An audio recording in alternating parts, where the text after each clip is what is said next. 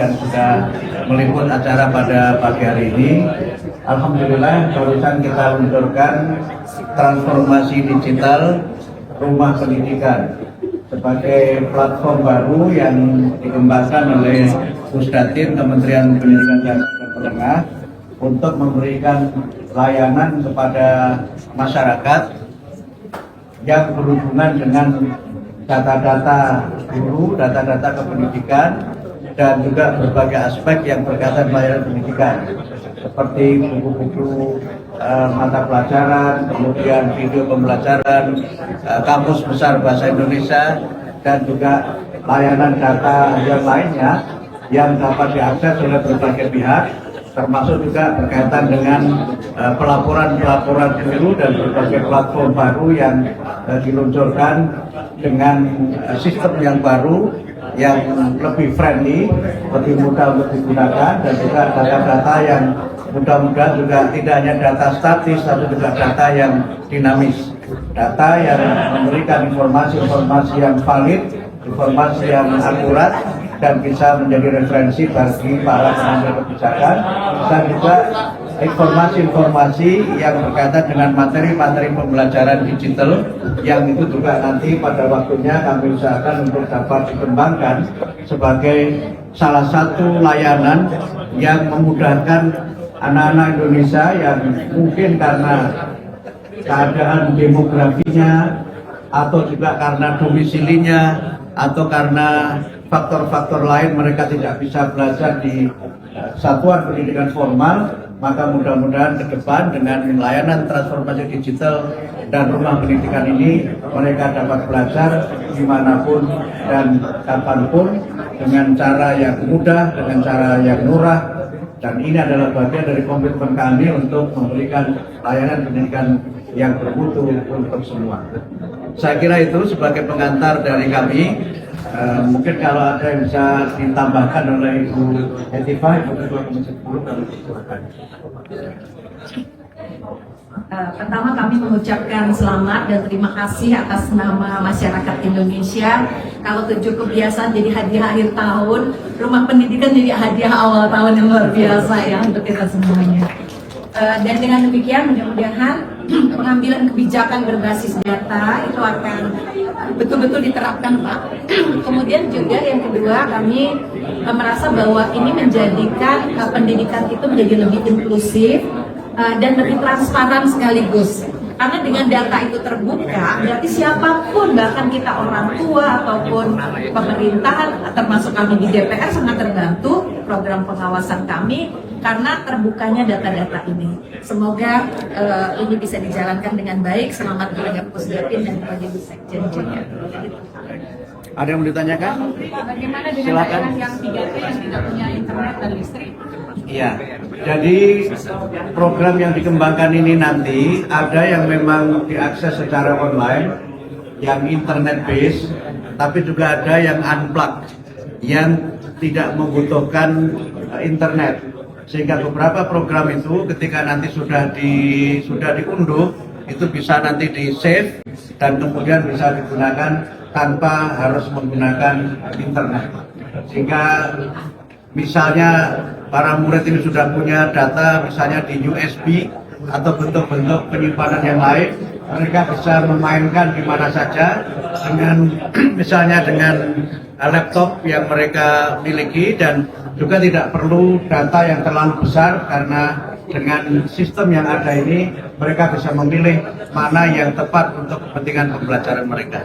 Pak Menteri, ini bentuknya nanti all access atau gimana Pak? Jadi bisa diakses semua murid, siswa, segala Ya, segala ini atau gimana? Mas Yudis bisa dijelaskan?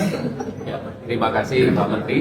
Jadi pada dasarnya bahwa rumah pendidikan ini hadir sebagai layanan digital pendidikan yang ramah. Tadi yang sudah sampaikan, ini bisa diakses oleh siapapun, baik itu guru, murid, orang tua, mitra dan sebagainya sebagai stakeholder pemangku kepentingan pendidikan seperti itu.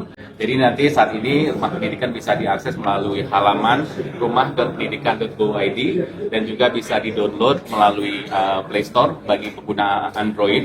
Sedangkan bagi pengguna iOS saat ini lagi berproses, namun bisa menggunakan laman rumah.pendidikan.go.id. Seperti yang disampaikan Pak Menteri, ini sebagai tonggak awal. Ke depan nanti akan ada sifatnya offline mode, artinya konten-konten yang sudah ada nanti bisa diakses tanpa menggunakan internet. Dan juga dengan misalkan ada TV Smart TV, nanti kita konten-konten yang ada di rumah pendidikan itu nanti bisa akan kita masukkan ke playlist yang nanti akan bisa di-plug di Smart TV yang ada di sekolah. Mungkin itu sebagai tambahan Pak Menteri. Terima kasih. Pak Menteri, Ya, Pak Menteri terkait survei Kompas yang menyatakan 80% masyarakat puas dengan kinerja pemerintah. Salah satunya karena kebijakan pendidikan, terutama peningkatan kesejahteraan itu bagaimana? Ya, pertama kami menyampaikan terima kasih kepada seluruh masyarakat yang telah memberikan perhatian terhadap kinerja kami, dan juga terima kasih juga kepada seluruh pihak, khususnya di jajaran kami di Kementerian Pendidikan Dasar dan Menengah yang telah bekerja dengan sangat sungguh-sungguh penuh dedikasi untuk memberikan layanan pendidikan yang terbaik bagi semua. Hasil survei itu tentu menjadi pemicu dan menjadi penyemangat kami untuk bekerja lebih baik lagi, karena sesungguhnya masih banyak hal yang belum kami tunaikan, tapi alhamdulillah dalam waktu yang baru 3 bulan ini sudah banyak yang sudah kami berikan kepada masyarakat, terutama memang 3 program yang selama ini kami berikan fokus. Pertama adalah untuk peningkatan kesejahteraan dan kualitas guru melalui sertifikasi guru, kesejahteraan untuk para guru yang bersertifikasi, kemudian juga model pelaporan kinerja guru yang baru, kemudian juga kebijakan di mana guru ASN dapat mengajar di satuan pendidikan swasta. Kemudian yang kedua adalah beberapa paket program yang berkaitan dengan pendidikan karakter. Kita menunjukkan 7 kebiasaan anak Indonesia hebat, dan juga program senam anak Indonesia hebat yang kami pantau per kemarin itu yang mengunjungi sudah lebih dari 11 juta, dan alhamdulillah sekarang ada kultur baru di sekolah yang memang bagian dari pendidikan karakter yang kami sebut sebagai pagi ceria, di mana sebelum pembelajaran anak-anak senam anak Indonesia hebat, kemudian menyanyikan lagu Indonesia Raya untuk membangkitkan nasionalisme dan berdoa untuk memperkuat spiritualitas anak-anak. Termasuk juga kami memberikan dukungan program makan bergizi gratis yang memang leading sektornya adalah Badan Gizi Nasional, tapi kami di sekolah adalah penerima manfaat terbanyak dari program itu. Tapi kami berusaha dan kami sampaikan ke Bapak Presiden bahwa kami mendukung program itu sepenuhnya, tapi tidak hanya makannya saja, karena kami juga menjadikan makan itu sebagai bagian dari pendidikan karakter, menanamkan nilai-nilai spiritual, tanggung jawab, kemandirian, toleransi, sopan santun, kemudian budaya, dan kemudian juga rasa disiplin dan berbagai penanaman karakter yang lainnya. Kemudian yang ketiga adalah program-program kami yang memang nanti kami kaitkan dengan upaya memperbaiki pendekatan pembelajaran. Yang sudah kami susun adalah deep learning, mudah-mudahan nanti bisa segera kita lanjutkan dengan pelatihan-pelatihan pada tahun ini, dan pada tahun ajaran baru 2025-2026 nanti sudah bisa diterapkan di sebagian satuan pendidikan, tentu belum semuanya. Kemudian juga coding dan artificial intelligence yang juga sudah selesai semua kurikulumnya, tinggal nanti kami sesuaikan dengan kurikulum yang ada di masing-masing satuan pendidikan. Tapi sekali lagi ini masih bersifat pilihan, bukan merupakan mata pelajaran yang wajib. Tapi kurikulumnya, kontennya sudah selesai kami rumuskan, dan ini adalah bagian dari upaya kami untuk bagaimana memberikan layanan pendidikan yang terbaik bagi masyarakat, dan juga upaya kami untuk memberikan layanan pendidikan untuk semua. Pak Menteri, satu lagi Pak Menteri. Oke. Kata zonasinya akan dihapus, apakah berarti sistem itu akan dihapus? Berapa persentasenya? Insya Allah besok ada rapat kabinet yang mudah-mudahan agendanya adalah penetapan mengenai sistem itu. Tapi ingin kami sampaikan bahwa secara konsep semua sudah selesai, sudah kami serahkan kepada Bapak Presiden melalui Sekretaris Kabinet pada saat rapat terbatas beberapa hari yang lalu. Mudah-mudahan rapat kabinet besok sore itu dapat diputuskan.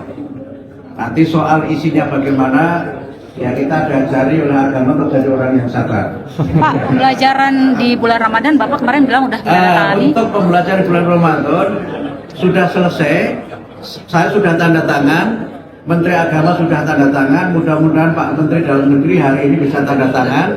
Kalau beliau Pak Menteri Dalam Negeri hari ini sudah tanda tangan, mudah-mudahan sorenya bisa kami bagikan kepada rekan-rekan wartawan. Itu ya. Jadi tinggal menunggu Pak Menteri Dalam Negeri. Harusnya tadi malam sudah.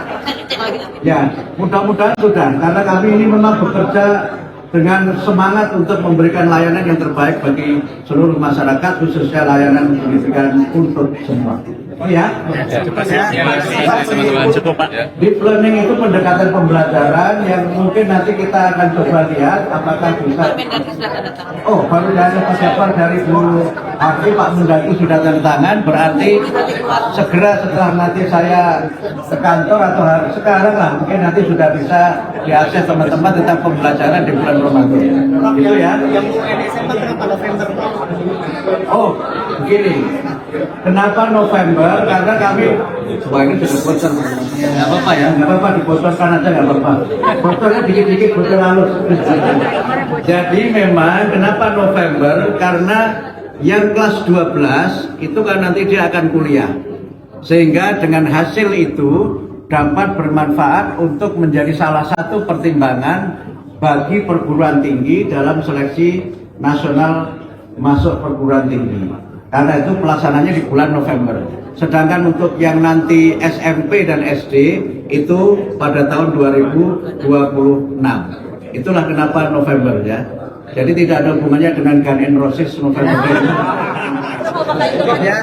Terima kasih. Oh sudah sejak lama kan memang ujian tidak menjadi penentu kelulusan. Tetapi ada makna dengan adanya evaluasi itu. Namanya apa? Nanti tunggu saja. Yang jelas tidak ada kata-kata ujian dalam yang baru.